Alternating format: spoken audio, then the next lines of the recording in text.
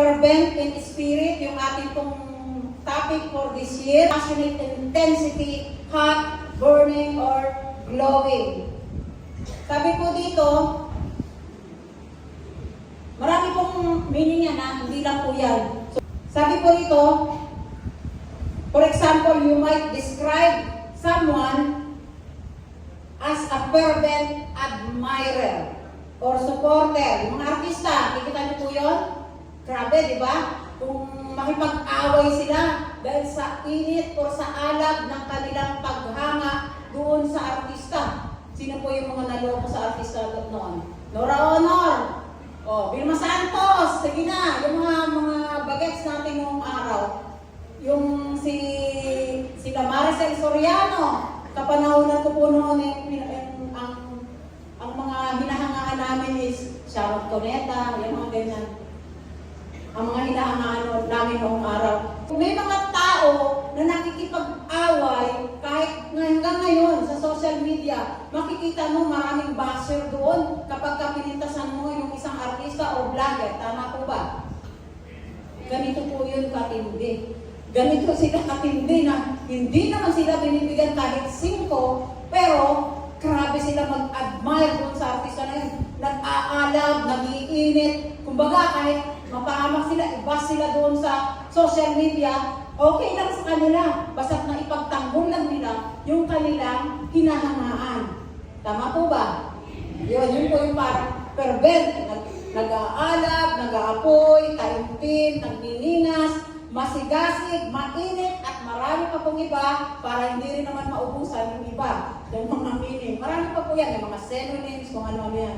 So, sabi ko rito, yung ganitong style ay maaaring makita bilang isang spiritual growth plan, ang ating magiging topic ngayon. Spiritual growth plan, na hindi lamang theoretical, kundi practical ang gagamitin po natin at nagbibigay daan para sa holistic development. Sino po ang teacher dito? Zero. Teacher. Sino po teacher? Alam niyo yung holistic development? Yung mga teachers. Alam nila yan. Holistic development, ibig sabihin, overall growth. Kuha nyo? Overall growth, kumbaga, ng isang Kristiyano. Yung holistic development, ginagamit po ito sa isang bata. Kapag teacher ka, overall growth po ito ng isang bata. Sa every aspect ng life ng mga bata na ito, yung overall growth ang sinasabi rito. Kristiyano, sa atin pwede din i-apply ito na nakaugat sa matibay na pananampalataya at kabuuang pagtitiwala sa Diyos. Ito yung realidad ng buhay. Yung na-mention po ni Pastor Danny na 3 points, tulong ng Holy Spirit, tulong ng salita ng Diyos, at tulong ng panalangin. Tama po ba, Pastor? Bakit kailangan natin ng mga tulong? Bakit? Kasi meron tayong mga hamon sa buhay. Yung spiritual journey natin. Amen po, tayo po yumukod at manalangin. Hallelujah, Lord. Walhati sa dakilang pangalang Panginoon. Patuloy, Lord, magpapasalamat ako sa iyo, pribilehiyo, God. Privilege na nakakatayo ako dito, Panginoon, nang dahil sa iyong banal na kapangyarihan, nang dahil sa iyong banal na Espiritu Santo. Hindi ito galing sa akin, O Diyos. Ito ay galing sa iyong knowledge and wisdom, Lord, not mine, Lord. Lahat ng glory, Lord, ay inaakyat ko sa iyong trono ng biyaya, Panginoon. Nilalaga ko sa iyong banal na paanan ang glory, Panginoon. At Lord God, sa umagang ito, Panginoon, patuloy, Panginoon, gamitin mo ako na isang sisidlan, Panginoon Jesus, na walang laman, na nilalagyan mo ng presensya ng banal na Espiritu Santo. Ilagay mo sa akin ang pag-iisip ng banal na Espiritu Santo at ang pag-iisip ng Panginoong Jesus. At patuloy, Panginoon, ikaw ang makita, O Diyos.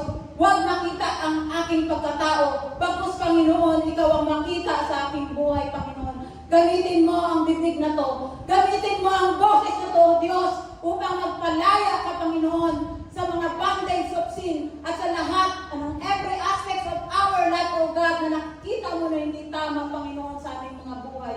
Lord, patuloy, Panginoon, sa umagang ito, Lord, ang iyong mga salita ang siyang maghari sa aming mga puso, sa aming mga espiritu, O Diyos. At patuloy, Panginoon, basagin mo ang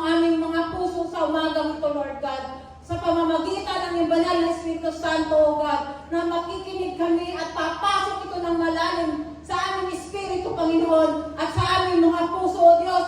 Ikaw ang magsasalita sa umagang ito, Panginoon, at hindi ako, O Diyos. Patuloy pinapakupag ako ang aking sarili sa iyong banal na paanan, Panginoon. Hindi ako perfecto, O Diyos. Marami akong mga pagkukulang. Marami akong mga kasalanan. Ngunit salamat, O Diyos.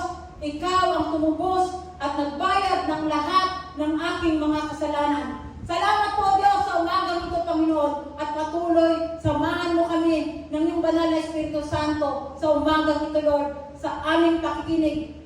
Panginoon, wag mo kayong tulutan na nakawin ng kaaway ang aming mga maririnig sa umagang ito. Salamat po, Ama, pagpalain mo ang iyong mga banal na salita sa umagang ito, sa tanging pangalan ng iyong bugtong na anak na si Jesucristo, ang lahat ay magsabi na, Amen. So, ang title po natin is Challenges o Hamon. Hindi, no? Challenges. Kasi ito yung realidad na buhay. Sabi ko ito, kailangan natin maging alerto at huwag tayong makampante. May kaaway kasi na gusto tayong agawin o hilain pababa o manatili sa kadiliman, manatili sa kasalanan. Tama ba, mali? Tama po, merong kaaway. Siguro akala niyo yung katabi niyo yung kaaway niyo. Hindi po. Merong espiritu na gusto tayong agawin sa kamay ng Panginoon. Bakit? Upang tayo magkasala, upang wag natin purihin ng Diyos. Ganun po ang nangyayari sa buhay natin kahit Christian ka pa, kahit pastor ka pa, o kahit anong posisyon mo sa buhay. Nangyayari yan. Huwag po natin, pastora ka pa naman, pastor ka pa naman. Di ba? Ngayon po, alam ko yung mga generation ngayon is malawak na ang pangunawa pagdating sa bagay na yan. Amen? Hindi kagaya nung araw. Pag penersecute ka, grabe sila mag-persecute. Pero ngayon, nakikita ko, nag-iiba na dahil under grace na tayo. Makikita mo, nagbabago din yung mga isip ng tao. Lumalawak, nagkakaunawaan. Amen po? Tama po ba? Tama. So, sabi nito, ang pagiging masigasig or fervent in spirit ay tunay na isang mabuting hangarin. Maganda ito at may kasama itong mga hamon. Hindi lang ito basta nag-pray ka, nagbasa ka ng Bible, nagpatulong ka sa banal na Espiritu Santo, ay akala mo wala kang hamon.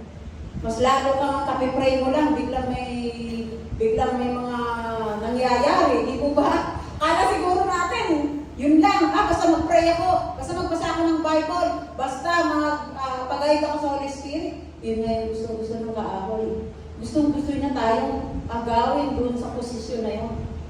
Upang yung makikita mo, magpipray ka pa lang, pero paglabas mo, may makikita ka ng hindi maganda, meron ka ng parang ano ba yan? Di ba? Ganun yung mga sistema ng ating mga buhay minsan. So sabi nito, pagsusumikap na mapanatili at masigasig at nakatuon na espiritu sa paglilingkod sa Panginoon ay maaaring masubukan ng iba't ibang mga factors o dahilan. Narito yung mga hamon na sinasabi ko, ilan lang po ito, marami yan. At iba-iba tayo ng sitwasyon. Hindi tayo lahat pare-pareho ng sitwasyon or challenges or hamon sa buhay. So sabi rito, narito ang ilang hamon at kung paano tayo ginagabayan ng kasulatan upang malampasan ang mga ito. Meron kasulatan, di ba? Nandyan po yung gabay kung paano. Nandyan ang Holy Spirit, nandyan ang panalangin. Number 1 po, distractions of the world. Yan. Ano ba ito? Sabi po dun sa Lucas chapter 8, verse 14, ayan. Ang mga nahasik naman sa may matitinig na damuhan ay ang mga nakinig sa salita ng Diyos. Ngunit nang tumagal, nadaig sila ng mga alalahanin sa buhay at nang pagkahumaling sa kayamanan at kalayawan. Dahil dito, hindi nagiinog ang kanilang mga bunga. Ito po, yung sinasabi rito na nahasik ito, na-imagine niyo yung nahasik yung buto doon sa matitinig na damuhan. Intindihan po natin. Nasik siya doon sa madamong lugar. Or may mga matitinik. Yung mga bata ngayon, hindi na siguro nakakita ng mga tinik-tinik eh. Kami pong mga bagets, alam namin kung ano yung tinik ng mga halaman. Siguro yung mga kabataan ngayon, hindi nyo na alam kung ano yung tinik na sinasabi ko. Pero sa mga bagets noon, alam nyo yung makahiya, yung mga ganon, di ba? Di ba matinik yun? Tama ba? Alam nyo yung makahiya na halaman, o mga bata, hindi nyo na alam yun. Kaya po, pag nilagyan mo yun ng seeds, yung mga, may mga tinik-tinik na halaman na yun, tumubo man yun, pero hindi tutubo ng malaki yun. Kasi may mga nakakaroon siyang mga tinik-tinik eh. Di ba? Yung mga halaman na matitinik. So sabi rito, hindi raw nahihinog ang kanilang mga bunga. Nahuhumaling sila sa mga kayamanan at kalayawan.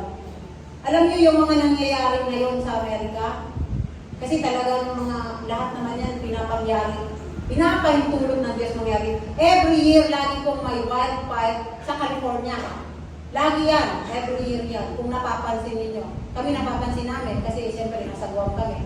Nakikita namin yung mga news na talagang every year nangyayari po yan. Makikita mo yung mga tao doon, mayayaman, di ba? Makikita mo yung mga bahay nila, $14 million.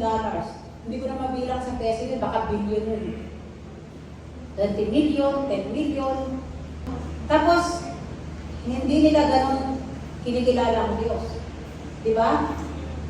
Pero naniniwala ako na doon sa mga nasunugan na yun, merong mga Christians. Naniniwala kayo. Alam niyo yung, ko ba tawag doon yung nag-attend sila noong araw? Nag-attend yung mga Christians, pastors sa Manila na nasunog. Ano yung pangalan? Matigil yun na yun. Hindi ko marinig. So, may mga Christians doon na nasunog. May mga pastor din na nasunog. O sabihin mo, hindi masunurin sila? Pipintasan mo ba sila? Iko-condemn mo ba sila? Ay, kasi nandun sila. Yung attend sila ng seminars. Tama ba ako? Yung mga nakabalita noong araw. Kung nandito pa ako sa Pilipinas yata, no? Aywan ko, hindi ko na alam kung anong year yun. So, hindi mo pwedeng sabihin na yung mga, bakit yung Christian? Bakit yung pastor? Bakit sila nasunog? Di ba? Hindi natin alam kung ano yung kapangyarihan ng Diyos. Bakit niya pinapahintulot yung mga ganong pangyayari sa buhay.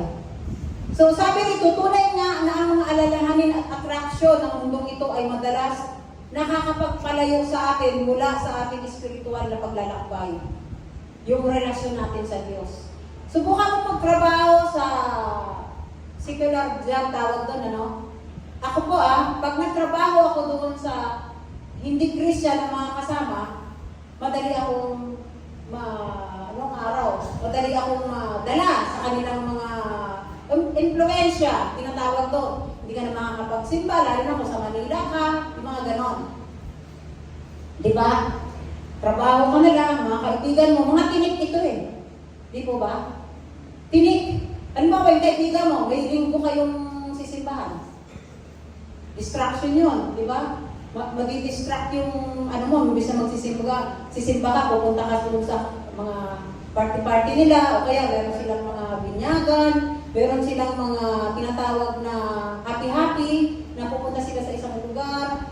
Ginagamit ko yung Lucas chapter 8 verse 14, ginagamit ni Jesus ang talinghaga ng mga asik upang ipakita kung paano tinatanggap ang salita ng Diyos. Ngunit kuminsan ay nasasakal ng mga abala sa buhay. So dito ang dawagan ay sumisimbolo ng mga unang-una yung maalalahanin, pagnanasa na maaaring magpalayo sa atin mula sa layunin ng Diyos para sa ating mga buhay. Upang mapanatiling masigasig at hindi mahulog sa bitag ng distraction ng mundo, tinuturo sa atin yung Mateo chapter 6 verse 33. Nandiyan po ilan.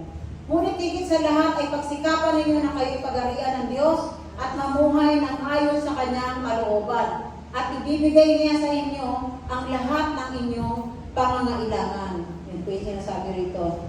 Pamamagitan ng pagtuon sa Diyos at sa kanyang kaharian, maaari nating malampasan ang mga alalahanin na sinasabi at pagnanasa na maaaring makasakal sa ating espiritual na paglabo. Nakuha po niyo yun? Tayo ay inaanyayahan na magtiwala sa Kanya at unahin siya sa ating mga buhay. Upang hindi tayo madala ng mga distraction na sinasabi at sa halip magdala tayo ng bunga para sa Kanyang kalwalhatian. Kung inuuna natin ang Panginoon, binibigyan natin siya ng panahon.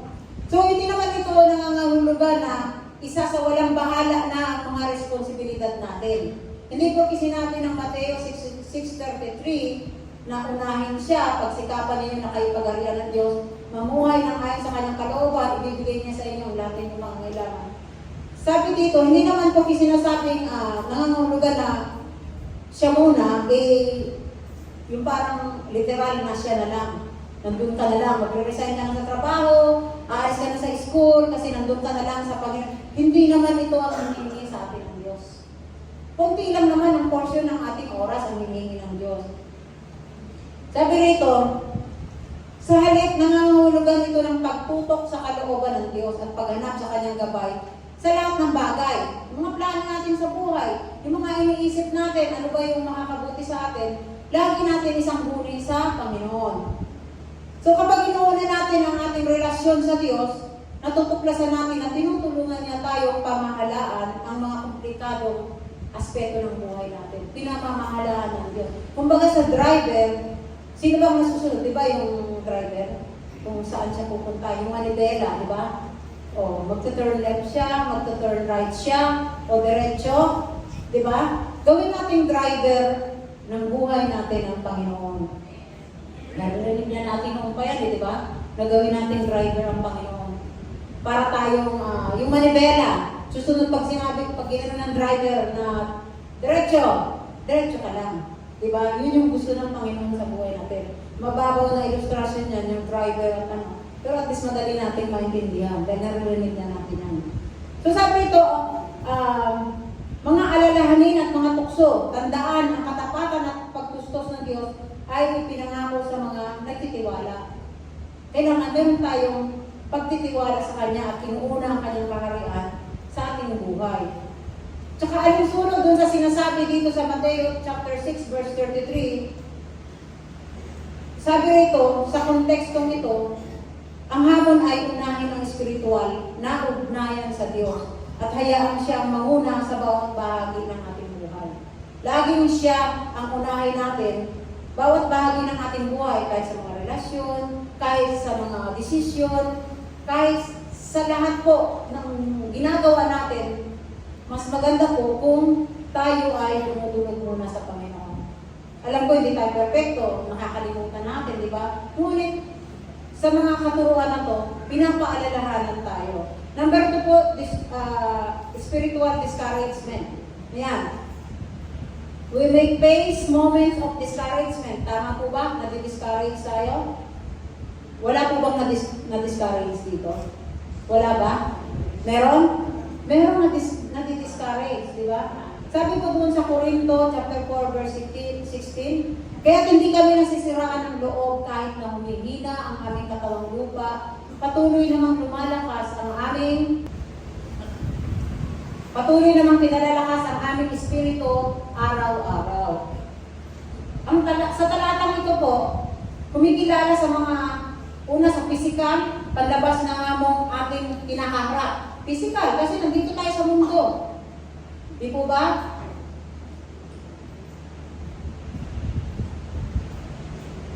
Ngunit binibigyan din ito yung patuloy na pagbabago na magaganap sa ating kalooban, sa kalooban natin sa pamamagitan ng kapangyarihan ng Diyos.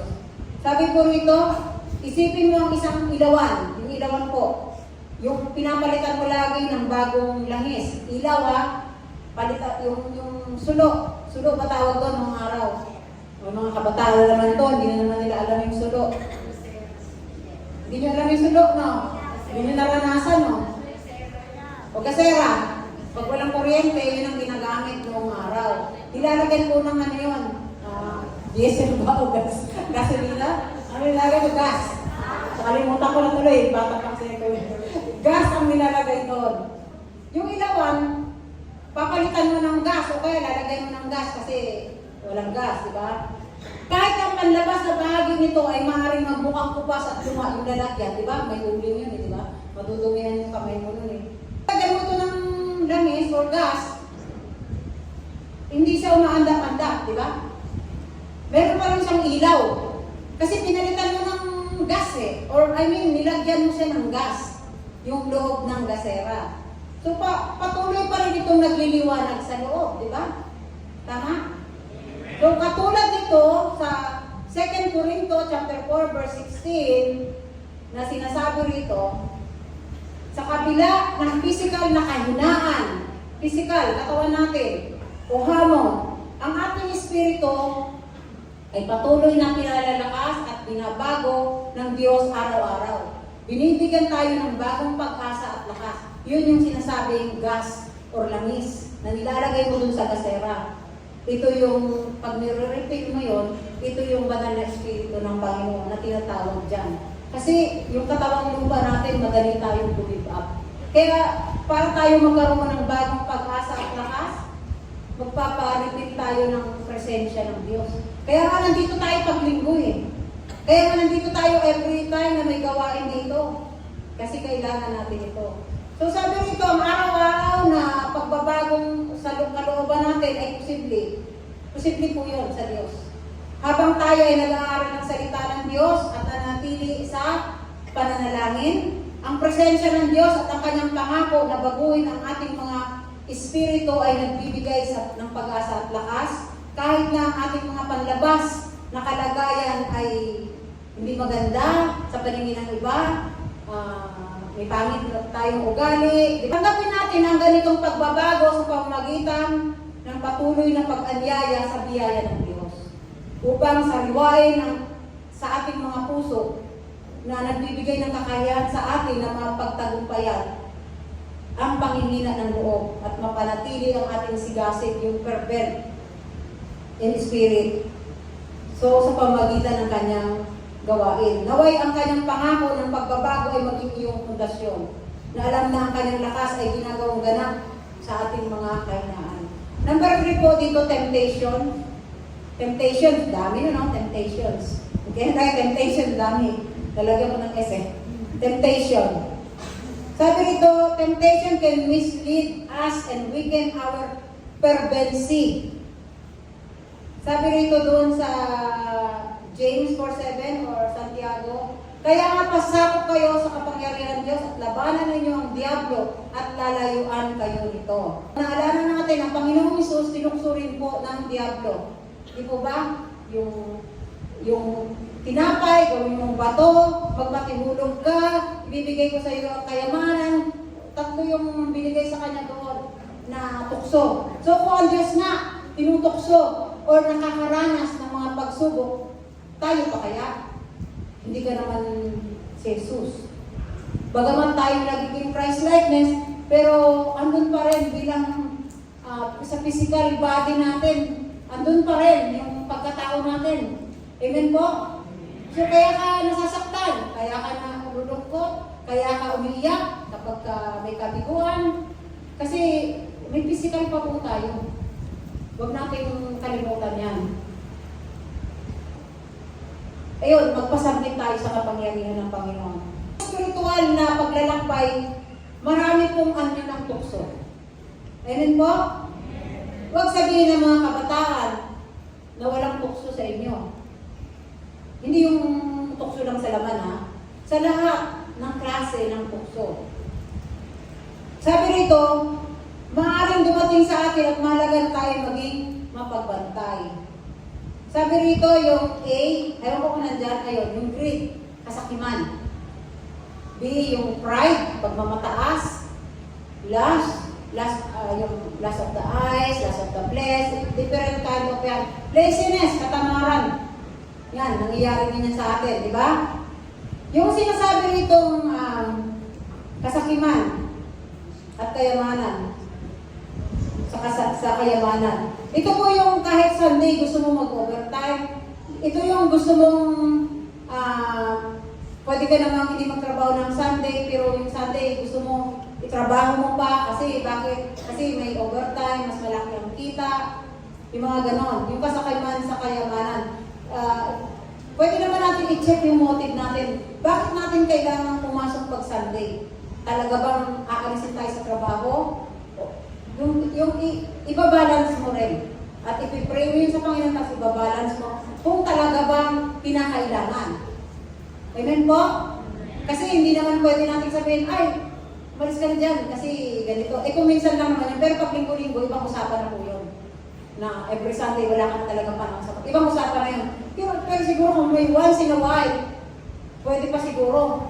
Pero may tandaan natin, check our motive kung bakit natin pinasukan yung Sunday na yun. Very simple example lang ito about greed. Okay, marami ka ng biyaya, tapos ayaw mo i-share sa iba, yung mga ganon. So pride, pagmamataas. Example natin si Jesus Christ. Oo, bumaba si Jesus Christ upang magpakababa. Meron po akong tanong dito. Si Jesus Christ ba is 50% human or 50% God? Sino po magtataas? Wag niyo nang magtaas ng kamay. Wag na. Pero ano ang paniniwala nyo? Si Jesus Christ, 100% God. 100% human being. Bakit? Nagutom din siya eh. O, di human siya. Diba? Tinukso rin siya ng kaaway eh. Nasasaktan din siya eh. Pinanganak din siya eh. Diba? Di ibig sabihin, 100% ang Panginoong Hesus ay human being. Pero, 100% Diyos siya. Nakakalito ba? Hindi. Nakakalito po ba? Hindi. Kasi totoo naman eh. Nagkatawang tao siya. 100% yun. Anak siya ng Diyos. Hindi mo pwede sabihin 50% lang. Ay tunay na 100% na ipinadala siya rito ng Diyos Ama upang tubusin tayo sa ating mga kasalanan. So, 100% po yun ang katandaan natin. 100% human, 100% God siya. Ngayon po, si Jesus Christ, dahil sa kanyang pagpapakababa at pag-ibig sa atin, upang tayo tubusin sa ating mga kasalanan, kailangan mo bang mapako sa krus? Tanong ko lang po. Kailangan ba? Kailangan bang gayahin mo si Jesus Christ? Hindi. Kapag may problema ka, umiiyak ka ba? Oo. Bakit? Kasi human ka pa rin eh. Tama po? Pero huwag naman yung araw-araw. Huwag mo naman araw-arawin yung pag-iyak. Kasi baka naman, baka naman wala ka nang ginawa kung di umiyak ka umiyak. Sa una, iiyak ka. Di ba? Sa susunod, bibigyan ka ng kalakasan ng Panginoon kung paano mo ito madadala. Kasi anak ka ng Diyos. Anak ka ng Diyos na kataas-taasan. So, andyan ang pagsama ng Banal na Espiritu Santo upang sa una masakit. Upang sa una hindi mo kayang dalahin. Pero susunod na araw, makikita mo gagaan. Amen po, kasi kasama mo ang Panginoong Hesus. Kasama mo ang tulong ng Banal na Espiritu Santo. Pero human being ka, nasasaktan ka pa rin. Pag nagbibigo ka sa pag-ibig, umiiyak ka pa rin. Nalulungkot ka pa rin. Amen po? Kasi human being ka pa rin. You are 100% human being. Diba? Ngayon, nagsisikap tayo upang nagsisikap tayo upang marating natin yung buhay na walang hanggan. Kaya tayo nagpapatuloy sa Panginoon. Kaya makikita mo yung pagmamataas na yan bilang tao. Minsan nagkakamali ka pa rin. Nagkakaroon ka pa rin ng pride. Kasi nga, 100% human being ka. Pero tinuturuan tayo ng Diyos na magpakumbaba. Pero hindi mo na kailangan danasin pa ang mapako sa krus.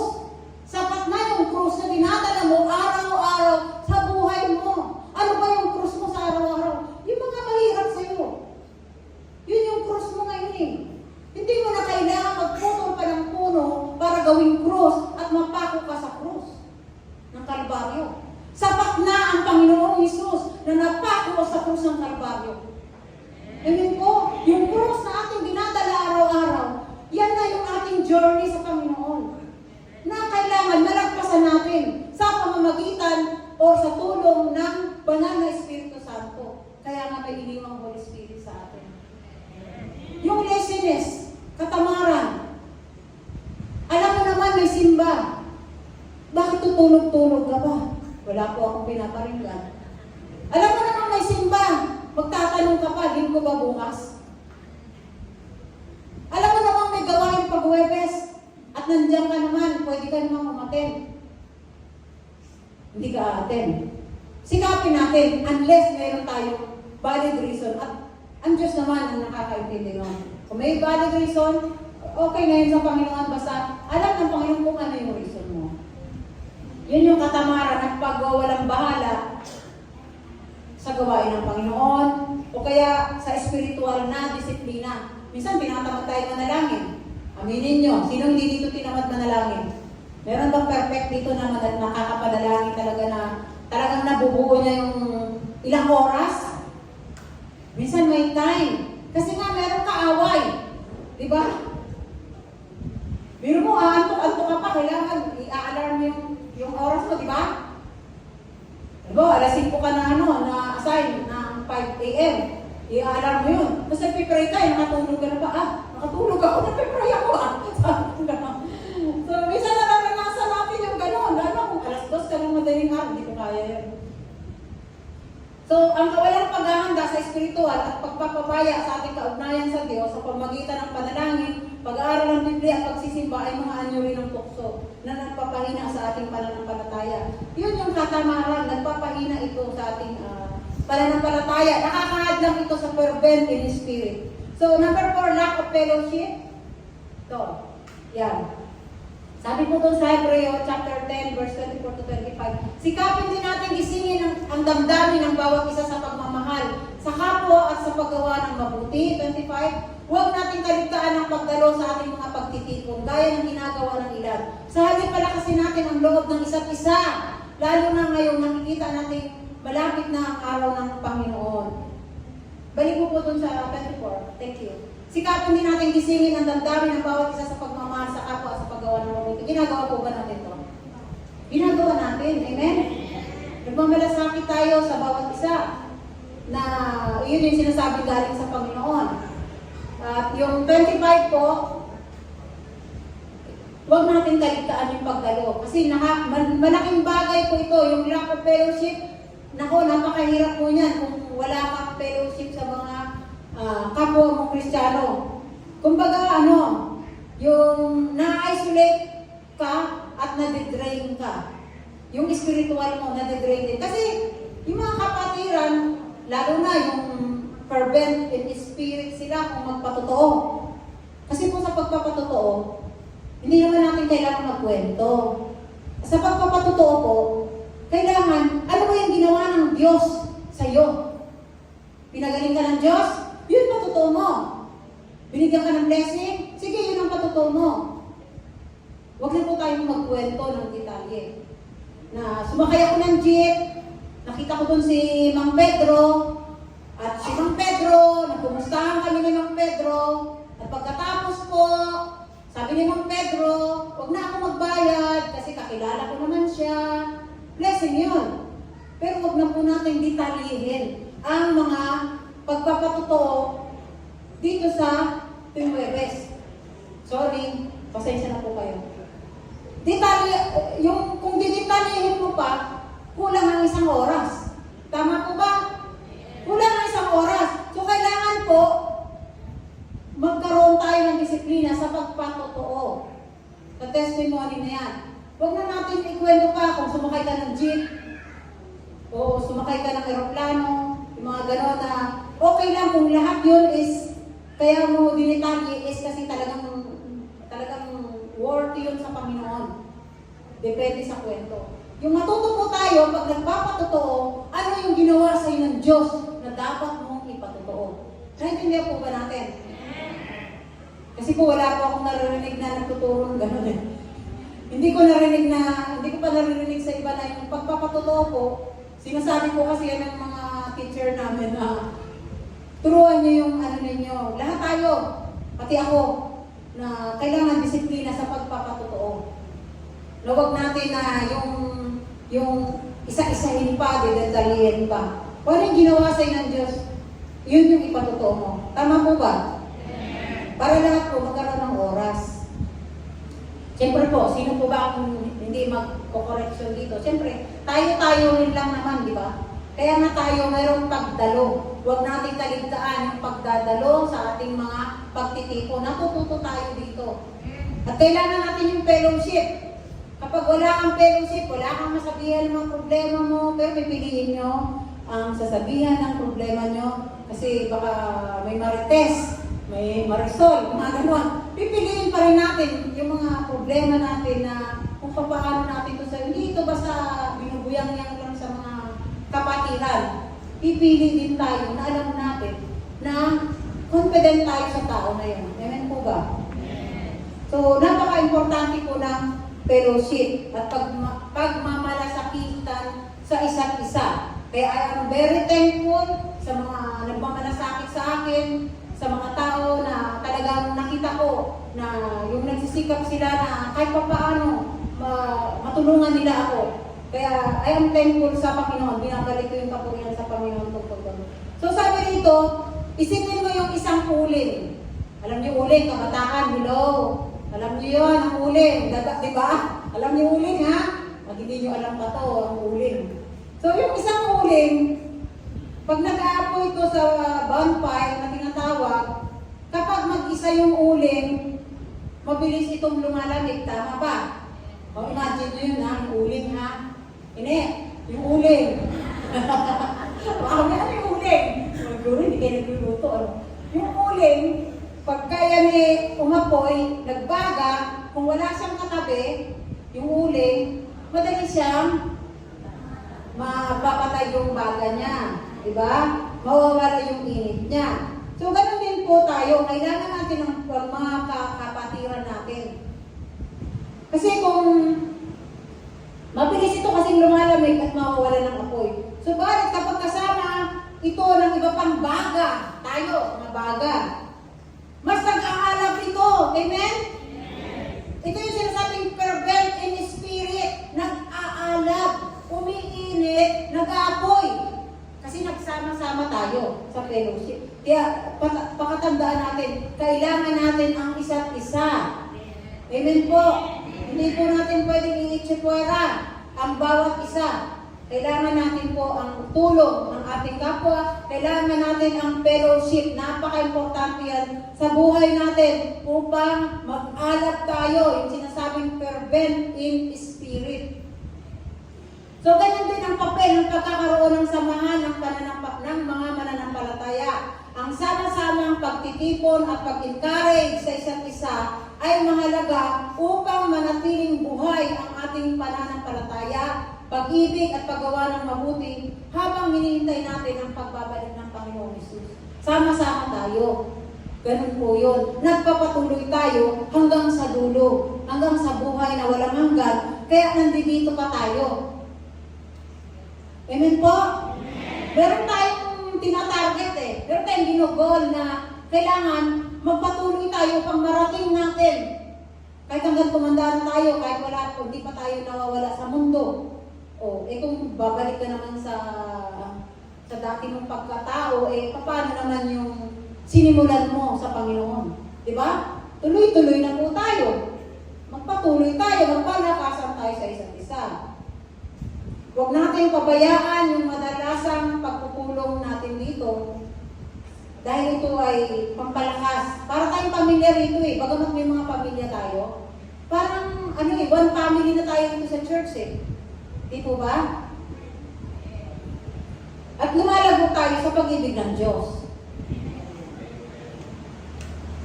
Hindi ito tungkulin lamang na yung mahalagang bahagi na tungkulin lang. Hindi po, ito po yung spiritual na buhay na nagbibigay sigla at direksyon sa ating pakipaglakbay sa pananampalataya. Sa spiritual journey natin, kailangan natin ang mga kapatiran. Amen po? Hindi lang tayo, sarili natin. Number 5 po, faith and trials. Yan. Life's trials can test our faith. Ang mga pagsubok sa buhay ay maaaring subukan ang ating pananampalataya at sigasig. So, yung sinasabi dito sa Santiago, chapter 1, verse 2 to 4, mga kapatid, magalak kayo kapag kayo dumaranas ng iba't ibang uri ng pagsubok. Dapat ninyong malaman na napatatatag ang ating pananampalataya sa pamamagitan ng mga pagsubok. Naintindihan po natin yun. Hindi ako galit Nakangiti ako, hindi ako galit. Dinidiin ko lang yung pagsubok. Kasi yung iba akala nila, basta may pagsubok, hindi na sila mahal ng Diyos. Yan yung sinasabi, at dapat kayong magpakatatag hanggang wakas upang kayo'y maging ganap at walang pagkukulang. Amen po? Para pag nawala tayo sa mundo o nag-second coming, wala tayong pagkukulang sa Panginoon. Makikita natin kung paano tayo pinupugpog ng Panginoon hanggang sa huling sandali ng buhay natin. Sabi rito, sa talatang ito, pinapaalala sa atin ang mahalagang pananaw pagdating sa mga pagsubok. Sabi rito, hindi ko siguro na isulat dyan, yung kagalakan sa pagsubok. Pagharap sa pagsubok, na may kagalakan, hindi naman ito yung nangangahulugang nagagalak ka kasi may pagsubok ka. O nagagalak ka dahil sa naghihirap ka. Kundi nagagalak tayo sa maaaring maging, bunga after the trials. Yung bunga nito, yung kalalabasan nito sa ating spiritual na buhay.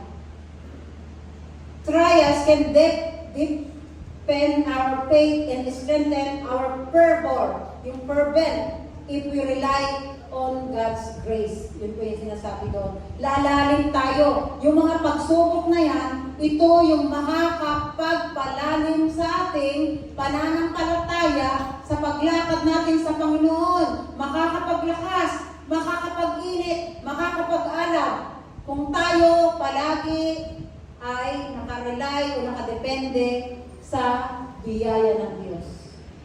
Letter B po, paglinang o pagtitiis. Yung mga pagsubok daw po ay opportunity upang mapaunlad ang ating pagtitiis.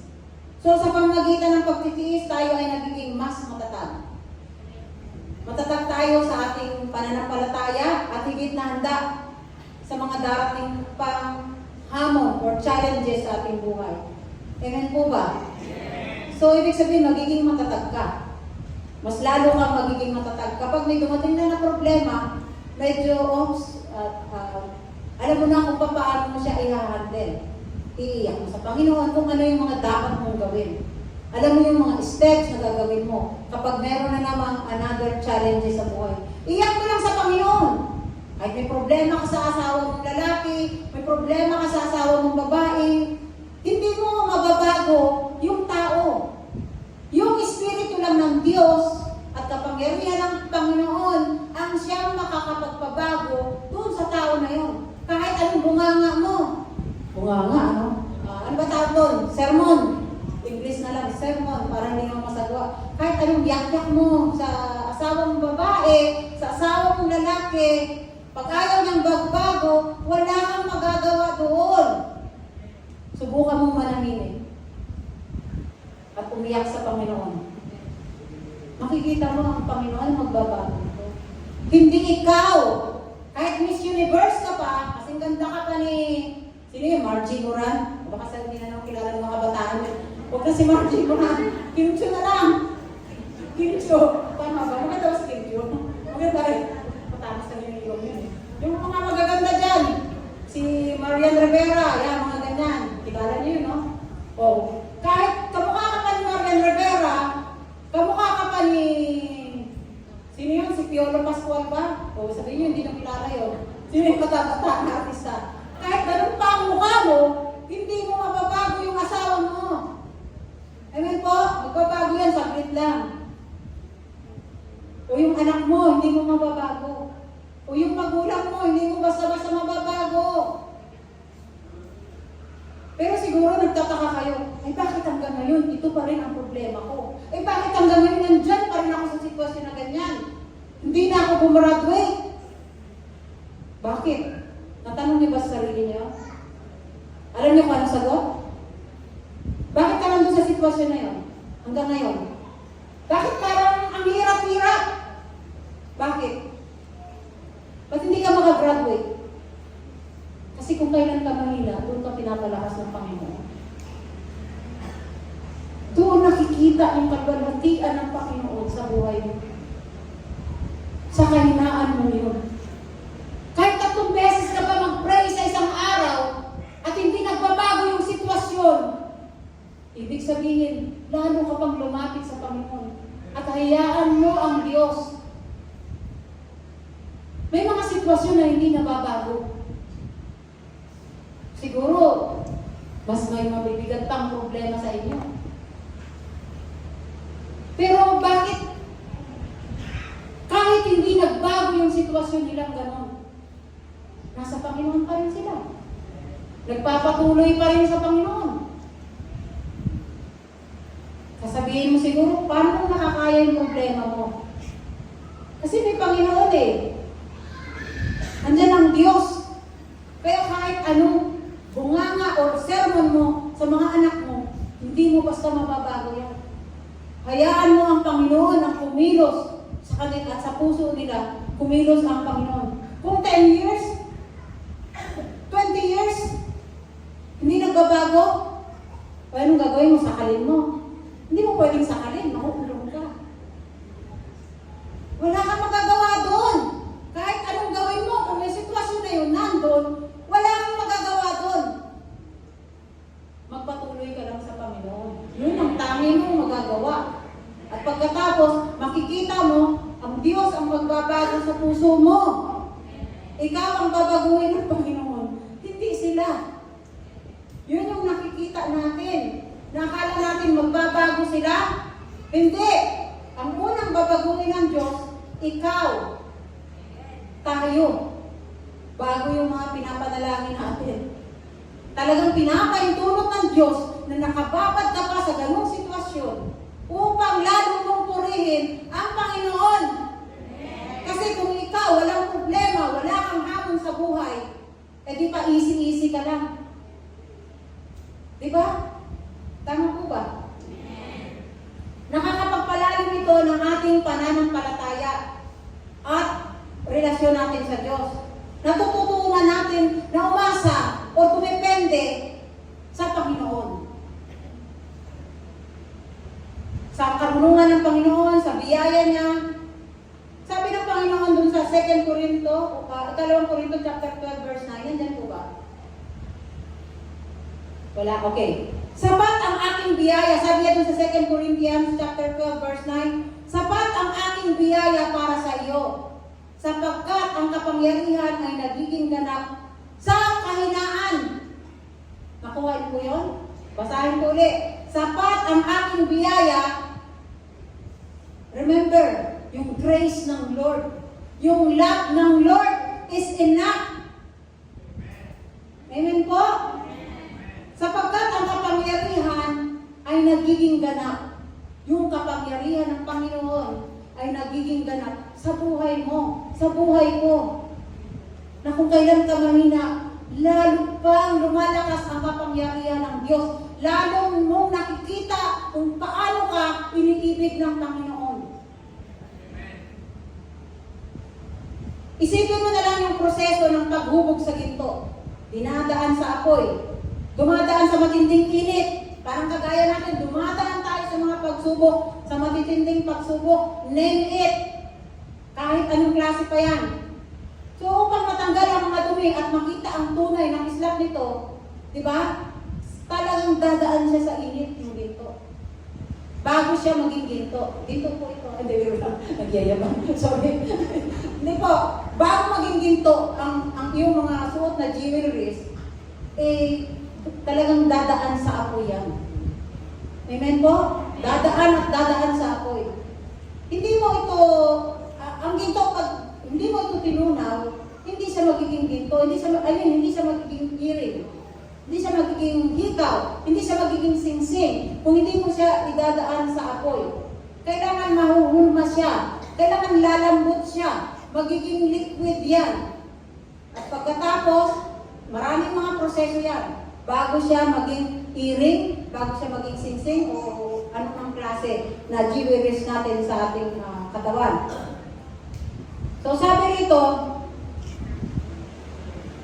dapat kayong magpakatatag hanggang wakas upang kayo'y maging ganap at walang pagkukulang.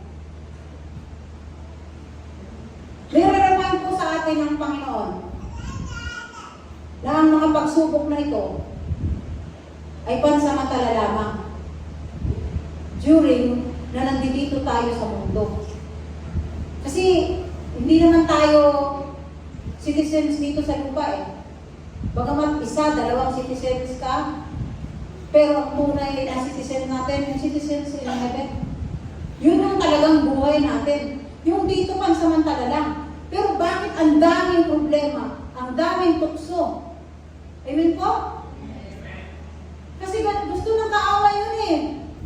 Gusto ng kaaway,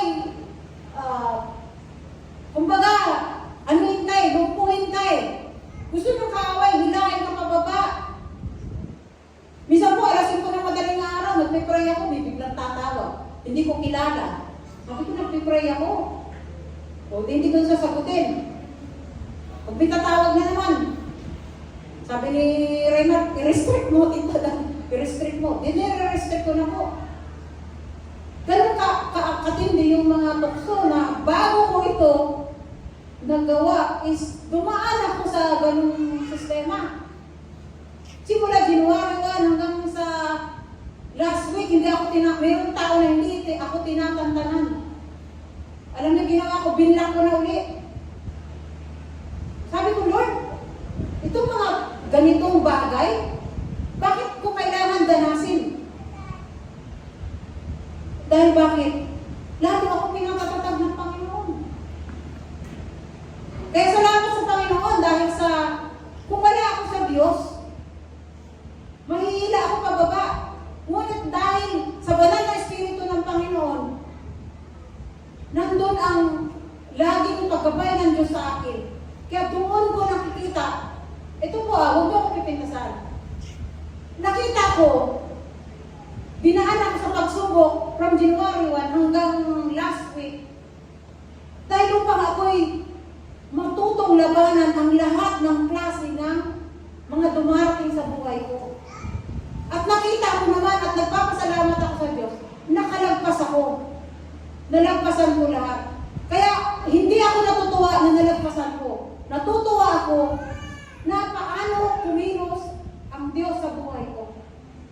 Paano siya kumilos sa puso ko? Paano siya kumilos sa isip ko? Kung paano niya ako kupkupin upang ako ay hindi magkasala. Kaya kala ninyo, kayo lang ang may mga pagsubok. Dumadaan din kami dyan. Ngunit salamat sa Panginoon dahil kung kailan ka mahina, nandyan yung biyaya ng Panginoon. At hindi niya hahayaan na magkasala ka. Hindi hahayaan ng Diyos na masayang yung mga ginawa ng Diyos sa iyong buhay. Akala ninyo siguro, kayo lang ang nakakaranas ng mga pagsubok. Maraming klase ng pagsubok. Name it. Kalungkutan. Lahat yan. Pinagdala sa akin ng Panginoon ditong January 1. Sabi ko, Lord, bakit? Yung pala, ito pala yung aking dadalahin. Kasi, we are 100% human being still. Huwag natin sabihin na, porque nag-pray ka, porque nagbasa ka, pero tulong po yun, number 1 po yun. Kaya kung ito ibinugtong dito, yung tinuro ni Pastor Danny, kasi ito yung realidad ng buhay, na may mga challenges tayo sa buhay natin. May mga hamon pa rin. Akala mo dyan lang nagtatapos yan? Meron ka pang pagdadaanan. Pero ngayon, alam mo na kung paano mo malalagpasan. Tama po ba? Kinalaki ka, babae. Iba-iba yung pagsubok, iba-ibang klaseng tukso yung nararanasan. Tukso sa laman, tukso sa eyes, tukso sa mundo ng mga material things, everything. Hindi lang po yan tukso sa laman. Different kind of temptation yan sa ating buhay. Yung oras natin dun sa Facebook, yung oras natin sa games, lahat po yan. Oras natin sa TV, lahat yan ay tukso. Tama po ba? Pero yun, kailangan natin humingi ng tulong sa Panginoon. At reminder po, kailangan natin ng tulong ng banal na Espiritu, salita ng Diyos at panalangin upang maging fervent in spirit. Ito yung sinasabi ni Pastor last week. Last week po ba yun, Pastor? Tama. So, ang banal na Espiritu, siya ang nagbibigay sa atin ng lakas at gabay upang maging masigasig sa ating pananampalataya. Sinusuportahan niya tayo sa ating mga kahinaan. Number 2, sinasabi ito, salita ng Diyos, nagbibigay ito ng karunungan, inspirasyon, inaakay tayo sa tamang landas at tinutulungan tayong lumago sa espiritual na buhay sa pamamagitan ng mga banal niyang salita. Amen po. Number 3, yung sinasabi ni Pastor, panalangin. Ito ang paraan ng ating komunikasyon sa Diyos. Nagbibigay sa atin ng kapayapaan at kalakasan upang manatiling malapit sa Kanya. So, doon sa tatlo na yon, parang nagtulong-tulong sila, no? Yung tatlo na points na yun, yung ilan ni Pastor ng last week. So, napapanatili nating fervent or mainit at buhay ang ating spiritual na relasyon sa Diyos. Grabe, kala niyo bago ko ito nagawa. Talagang grabe yung pagsubok ko. Hindi ko na isa-isahin pa sa inyo.